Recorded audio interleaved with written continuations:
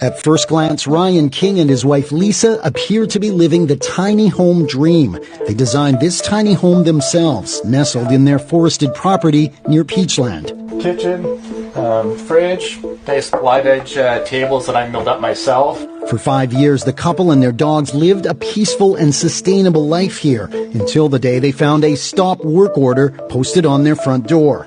So I called up the regional district and said, hey, what's this all about? I'm not building. I've been living here for years. And the bylaw officer informed me that that's not allowed.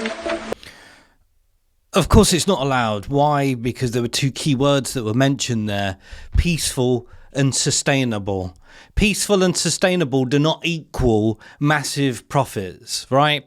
And it's never been more evident that this, i.e. peaceful and sustainable living, is not allowed. And yeah, I have to comply immediately. The issue, the district says the home doesn't meet building code, safety standards, or land use designations. And health officials classified their grey water discharge as domestic sewage.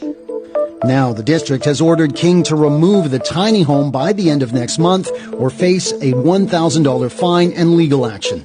There's always a loophole, isn't there? There's always something that will get you out of that peace and sustainability and jam you into that 15-minute crammed city where there is no peace or sustainability, where profit is what it's all about, baby.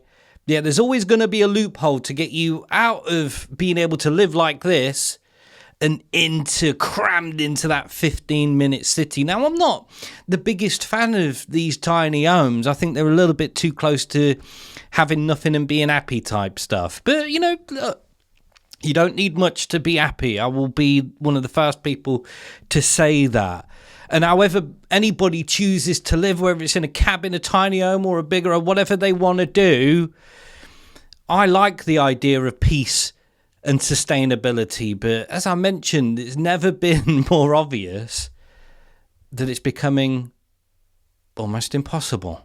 I definitely don't agree with it. It's like I've said before, I'm doing no harm to anyone around me. I don't think this is an environmental hazard. I think this is a very sustainable and reasonable way to live. Not according. Again, doing no harm, peaceful, sustainable.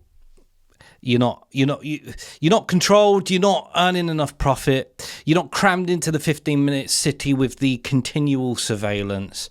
Will this type of living even be possible in the very near future? It still is, just about, I think, at the minute, but moving forward, how possible will it be? Ta-ta.